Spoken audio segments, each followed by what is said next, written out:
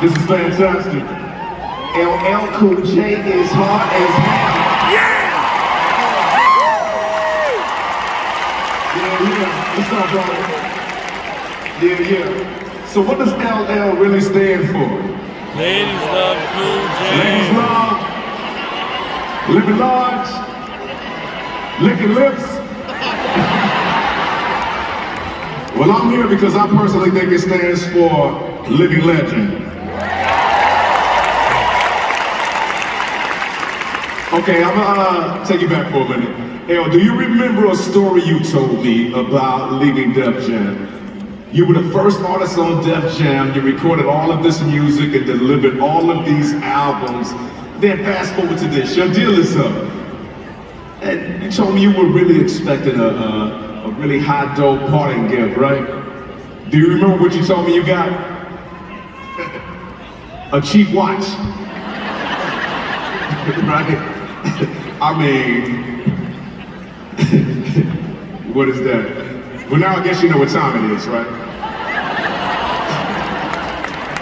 I mean, the folks at Def Jam probably could have done better with their parting gift, but they knew exactly what they were doing when they signed you as their very first act. Yeah. LL was 17 years old when his debut album came out, and not only put Def Jam on the map, but it launched a fucking superstar. Yeah, that first song, I Need a Beat. Yeah, I remember that. It was just him and a drum beat, no other music. Now, I'm a producer, and I'm not sure how many of you know how difficult that is to get across, and how difficult that is to make happen. It was amazing. Now, whenever I hear the first album radio, it immediately transports me back to when I was just getting started as a DJ behind the turntables. I started off practicing mixing and scratching, rock the bells in my garage. Yeah.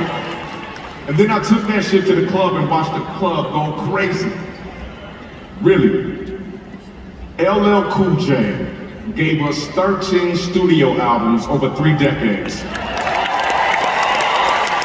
How about that?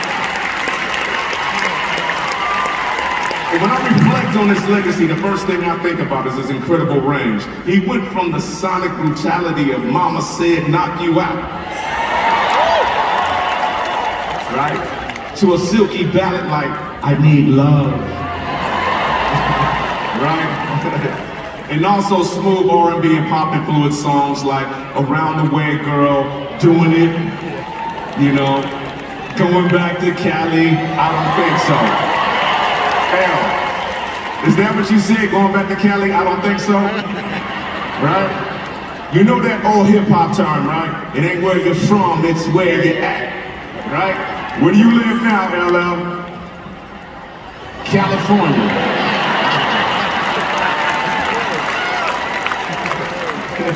Well, I'm here to show you some California love.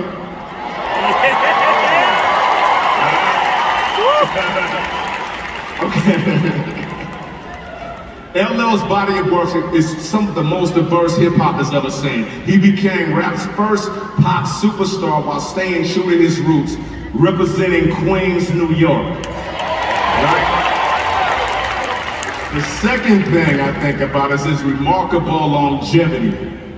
Now, I've been doing this for 35 years, and I've seen artists come and go. They get 1 or 2 hits, and then they're gone, they disappear. But LL's longevity is unparalleled in hip-hop. He's hit that unique space that crosses and bridges generations. The rare artist beloved by you, your mom, and all of your kids all at once. How about that? How many artists in the rap game are relevant after 30 years?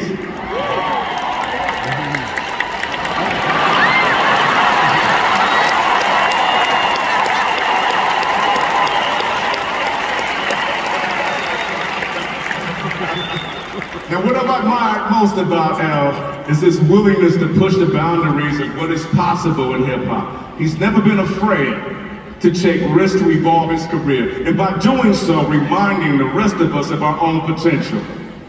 He's an author, Grammys host, radio DJ, businessman, philanthropist, and Kennedy Center honoree.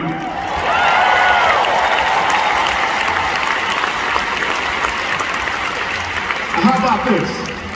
Most of you don't know this, but LL Cool J termed the phrase GOAT, the greatest of all time. Yes, he's the one that actually came up with that phrase. How about that?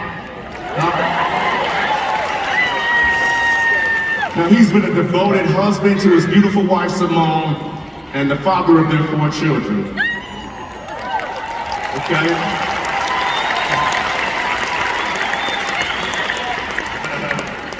Now, me and Elle got a chance to spend some time in the studio, and through our collaboration, a friendship was born. Now I remember I was out, I'm not bragging and shit like that, but I was out on a boat on the Mediterranean.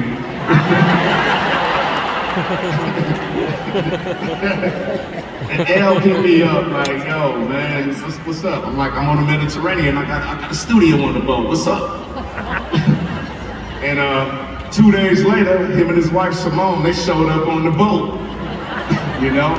It was only supposed to be for 3 days or something like that, but it ended up being like a week or so out on the water, and our families got to hang out and we experienced a lot more than music. It was beautiful.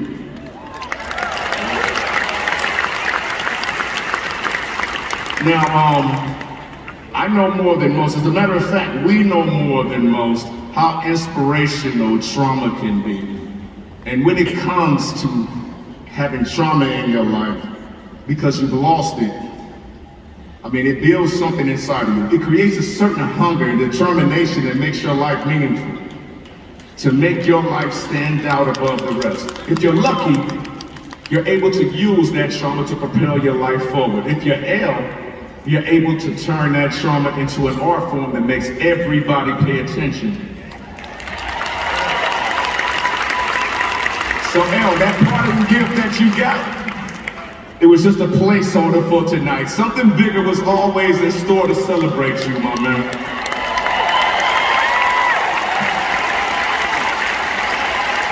So, yeah. So here's a look at my man LL Cool J's extraordinary life and his journey and the reason why we're here tonight.